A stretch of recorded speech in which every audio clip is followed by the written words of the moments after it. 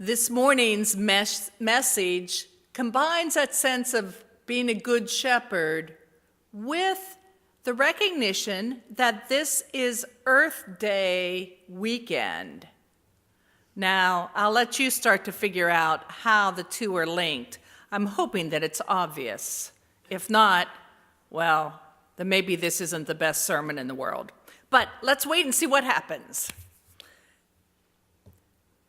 Driving through the country on a windy spring day, I saw a steady blowing of soil crossing the road. Well, the conversation in the car, we talked about the soil that was blowing, and my father, the farmer, many years ago told me that it took 100 years to replenish just 1 inch of soil. And there was that soil just blowing away across the road.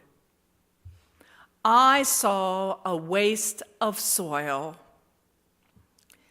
But my childhood had another unique component. You know, at first I was thrilled to see the big equipment in the backyard. Very big equipment in our backyard. It was more than just the typical farm equipment. It wasn't even farm equipment. But it was something that happened when you lived on a rented farm beside the family farm. In that era in Western Pennsylvania, part of my elementary school vocabulary included terms like underground coal mining and strip mining. And it's still hard for me to say the term strip mining without much emotion. The big equipment was a recent introduction of strip mining onto that rental farm. So the mining was within 100 yards of the house. Well, this internet photo shows a different backyard. It certainly looked like the backyard that was ours. People got coal and made a profit, and houses got fuel. Yet here's the reflections that I had as a child. I could no longer go into the pasture that was in that area and out to the tree-covered knoll. The back lane was gone that led to another farm. Oh, there was shade along that lane when the tractors pulled the wagons. And on a hot day, that was a priceless gift. But also on those hot days, if you stood at the right place on the sides of that hay wagon, you could grab up and reach the cherries from the tree that was there. Oh, those were good cherries. And in the course of a year, all that was gone. But it was more than just gone. That was before the legislation passed about how strip mine areas need to be reclaimed. So at that point, the topsoil was stripped and taken away too. Some was sold, others was just put on the bottom of the pile and ended up 100 feet down below. And this is what the land looked like afterwards. Well, that looks pretty good because at least there some grass was growing. Mostly grass couldn't grow, and most weeds couldn't grow either, for there was no topsoil. Pine trees were planted, and some grew. And when it rained, well, the ruts grew at a remarkable rate. And so what I learned as a child was about soil that God created. That soil could be taken away, and that really bothered me. And I still react negatively when I hear the term strip mining. My experience was so harsh. But then came adulthood and gardening and digging in soil. I value topsoil so much. It's a basic, essential ingredient. And here's where the great discovery happened. Cue up that music that says that the hero rides in, that there is salvation, something wonderful is happening. Because in exchange for going from the soil blowing across the road and the soil being stripped, I learned about composting. Composting. Oh, we've all heard the term these days. But just as God first created the soil, we can co-create with God. And I got so excited.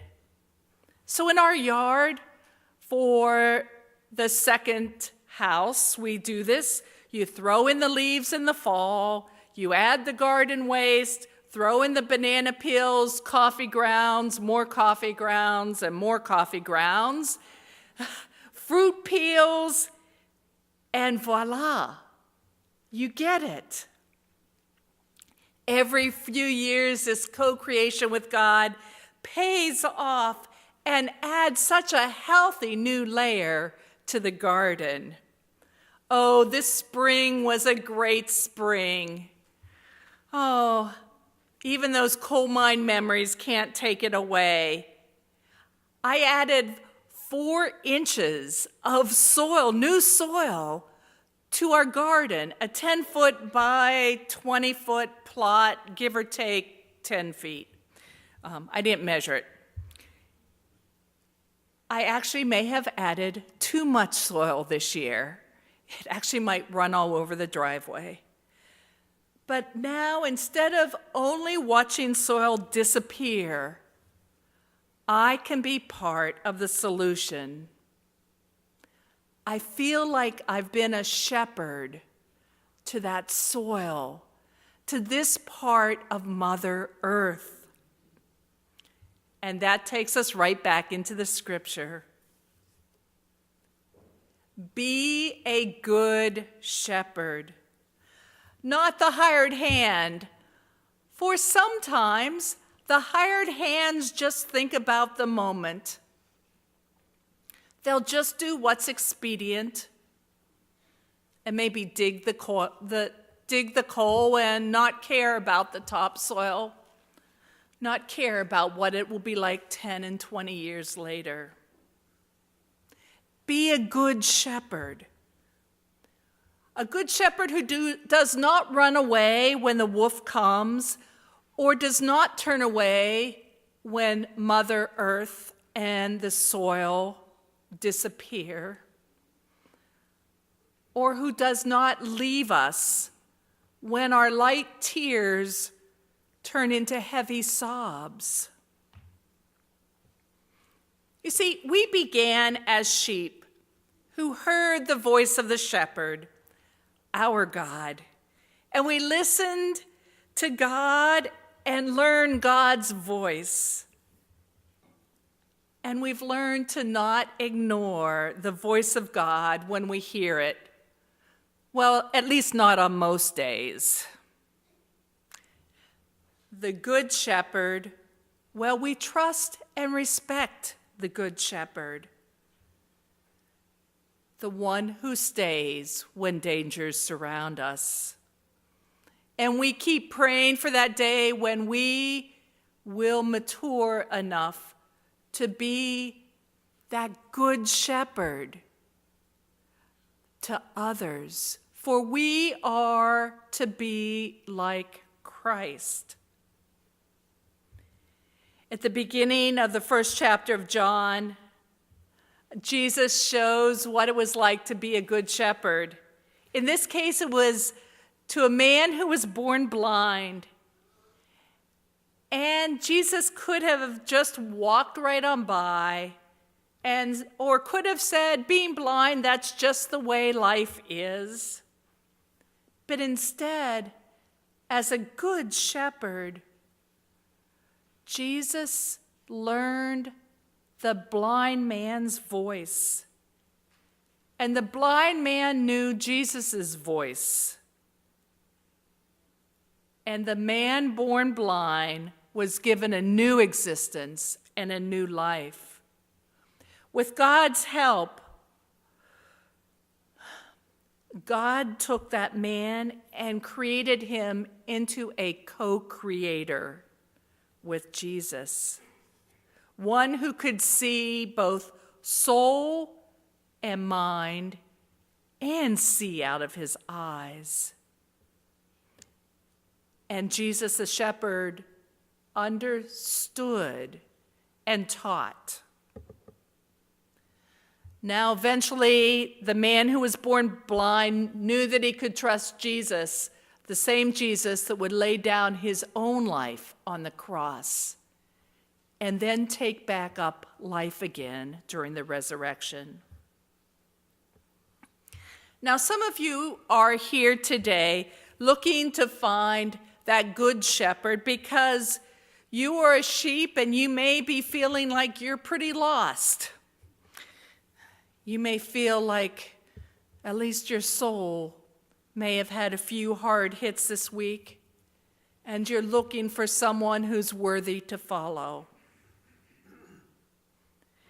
And some of you may have been following the Good Shepherd for years and trust that when you have rough times, that all will be well. And for you, the call is, you're promoted to being a shepherd, not just the sheep.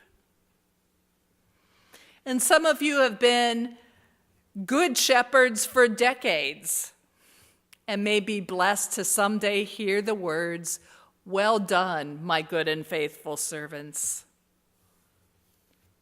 In the matter of caring for our good earth, to be a good shepherd, to me, means that each fall, I need to allow that garden to die, and not just to hang on to it the way it's been all summer.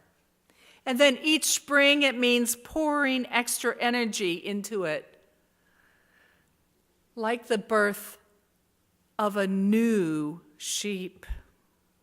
The digging, the planting, the waiting, the watering, the adding new dirt. Oh, I'm not a shepherd for all of the earth, but I can work at one particular place to co-create, to help to shepherd my garden. And then with people, I work to be a similar but different type of shepherd. You don't get to sit in my garden, but we do work together to follow the same shepherd God. The Good Shepherd, what a comforting image God has given us for the days when we feel like a lost sheep, or for the days when we think of Mother Earth and feel that something is lost or broken. Oh, the Good Shepherd, what a good image, because it's challenging to us. It's the one that we can spend our whole life contemplating and be challenged to keep living into. Amen.